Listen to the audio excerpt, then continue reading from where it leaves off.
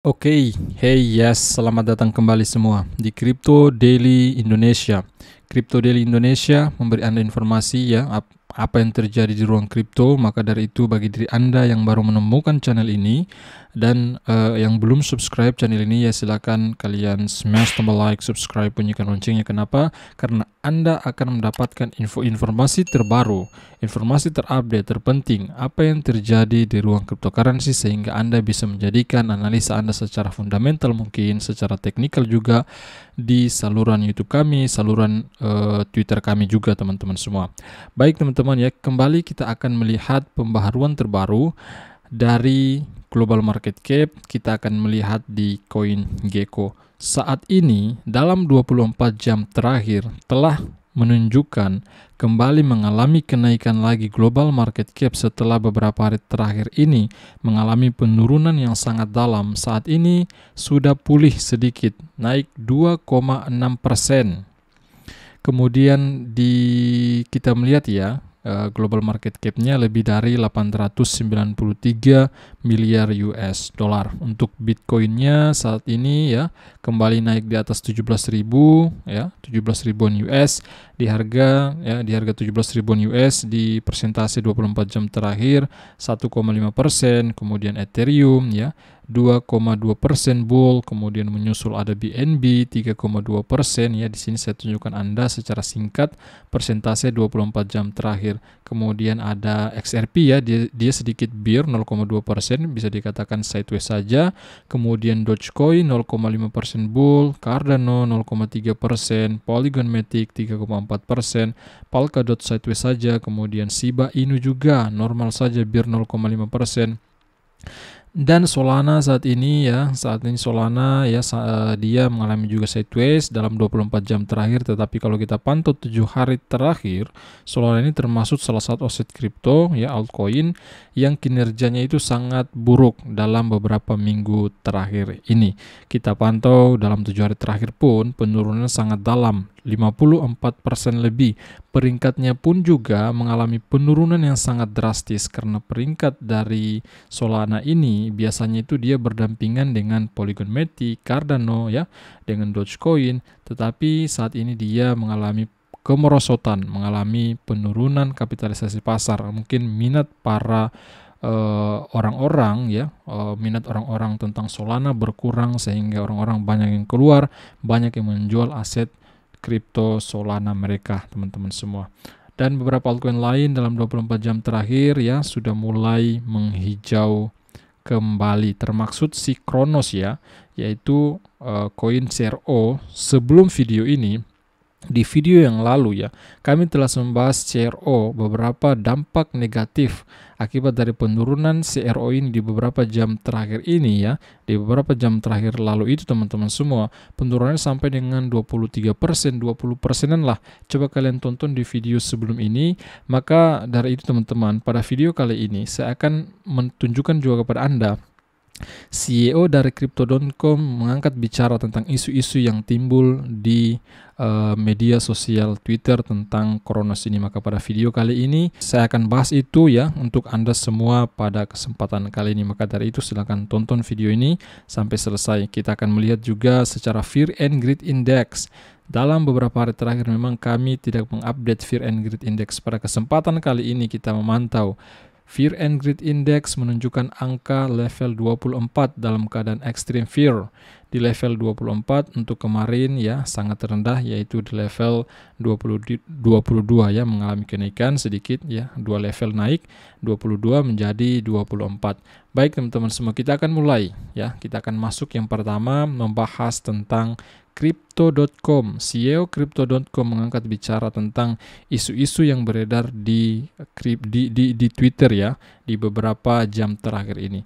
CEO Crypto.com mengklaim paparan FTX dibatasi hingga 10 juta dolar. Artinya exposure yang dimiliki Crypto.com terhadap FTX hanya 10 juta dolar, karena informasi beredar bahwa Crypto.com telah mengirim kurang lebih 1 miliar USD dalam bentuk stablecoin dikirim ke FTX, tetapi itu dalam jangka waktu 1 tahun, teman-teman ya. Saya sudah bahas itu di video sebelum ini. Silakan kalian berkunjung ke sana bagi Anda yang belum menonton itu. Next up, Crypto.com membahas kekhawatiran publik tentang keuangannya setelah keruntuhan FTX. Laporan audit eksternal direncanakan dalam beberapa minggu untuk membuktikan neraca yang sangat kuat. Next up, kekhawatiran lain bahwa Crypto.com telah mengirim stablecoin senilai 1 miliar USD ke FTX beredar di Twitter. Nah, ini juga saya bahas di video sebelumnya, dan bahkan beberapa influencer ya kripto termasuk BitBoy Crypto mengarahkan followernya, mengarahkan orang-orang agar mereka menarik seluruh aset kepemilikan mereka dari Crypto.com. Sesuatu yang dibahas. Jadi CEO-nya yaitu Mark Zuckerberg di streaming YouTube langsung ya lebih dari setahun. 1 miliar USD dipindahkan ke FTX, kata mereka. Kemudian dia katakan, kami memulihkan semua ini. Kami hanya memiliki exposure 10 juta USD ketika FTX ditutup.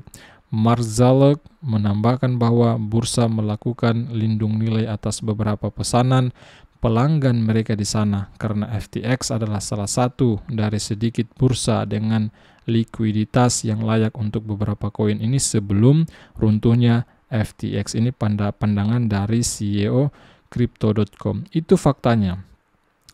Dan yang lainnya FUD, kata Mark Zuckerberg dalam video tersebut. Memang di ruang kripto, teman-teman semua ya, di Twitter, di situ memang kalau kalian tidak jeli, ketika kalian seorang trader ya ataupun mungkin seorang investment ya kripto, kalau Anda tidak jeli mencari informasi di ruang kripto, maka kalian akan terkena FUD mungkin, terkena FOMO mungkin ya, kurang lebih seperti itu teman-teman. Next up, Mark Zuckerberg menunjukkan bahwa Crypto.com menghasilkan pendapatan sekitar 1 miliar dolar selama setahun ya, selama tahun 2021 dan 2022 ini. Mereka juga mengatakan bahwa laporan audit eksternal harus diharapkan dalam beberapa minggu mendatang. Jadi dalam beberapa minggu mendatang mereka akan melaporkan audit eksternal mereka, menunjukkan kepada kita semua ya bahwa memang Crypto.com ini tidak krisis likuiditasi, teman-teman.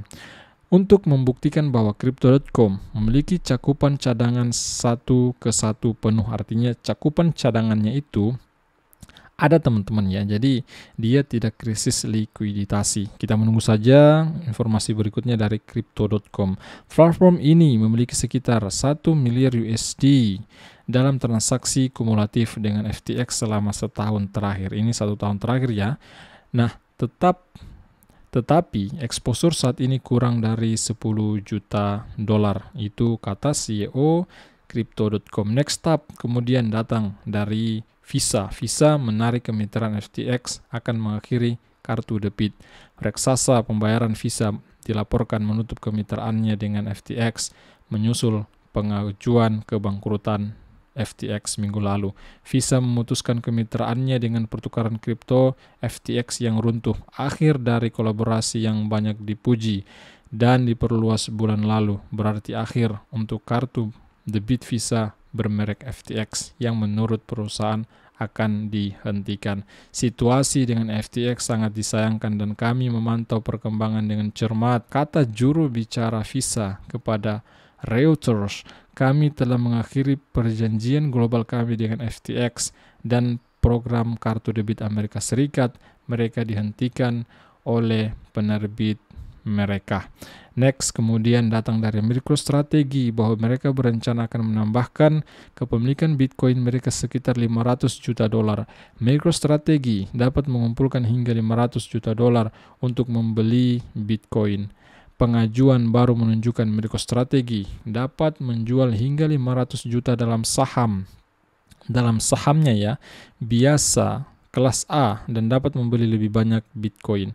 Next, prospektus baru yang diajukan ke Securities and Exchange Commission (SEC) mengatakan perusahaan telah menandatangani perjanjian dengan agen Cowen and Company dan BTIG untuk menjual hingga 500 juta dolar saham yang kemungkinan untuk memperoleh lebih banyak Bitcoin. Berencana menjual sahamnya 500 jutaan dolar. Rencana itu untuk dilakukan membeli Bitcoin. Kami bermaksud menggunakan hasil bersih dari penawaran ini untuk tujuan umum perusahaan, termasuk akuisisi Bitcoin, kecuali dinyatakan lain dalam suplemen prospektus yang berlaku. Kata pengajuan tersebut, kami belum menentukan jumlah hasil bersih yang digunakan secara khusus untuk tujuan tertentu. Intinya pada berita ini bahwa MicroStrategy ya, pemberitaan hari ini teman-teman semua, berencana ya mereka menjual sekitar 500 juta dolaran saham mereka yang kemudian mereka akan membelikan Bitcoin. Saya kira ini kemudian bisa mengakibatkan Bitcoin mengalami kenaikan. Apakah ini bentuk FOMO atau seperti apa? Saya kurang tahu teman-teman ya. Tetapi nyatanya informasi beredar bahwa MicroStrategy berencana kembali menambahkan Bitcoin ke pemilikan mereka kurang lebih 500 juta US dolar teman-teman. Jadi akibat dari berita ini kemungkinan memang Bitcoin secara fundamental, ini salah satu berita bagus juga di ruang kripto. Next, kemudian datang dari Rare Alert menginformasikan 100.000 Ethereum sekitar 126 juta USD lebih ditransfer dari dompet tidak dikenal ke exchange Bitfinex. Wow, ini banyak sekali nih teman-teman ya, 126 juta USD ini. Nah, teman-teman semua ya, mungkin cukup di sini ya. Sebenarnya ada beberapa informasi juga yang lain yang perlu saya sampaikan untuk Anda, tetapi waktu sangat membatasi kita. Nanti kita akan ketemu lagi di video berikutnya. Nama saya Sofyan, owner Crypto Daily Indonesia. Jika kalian menghargai video ini, lepaskan tombol like Anda, smash tombol like-nya, subscribe, bunyikan loncengnya. Nama saya Sofyan. Sampai jumpa video besar berikutnya. See you, bye-bye.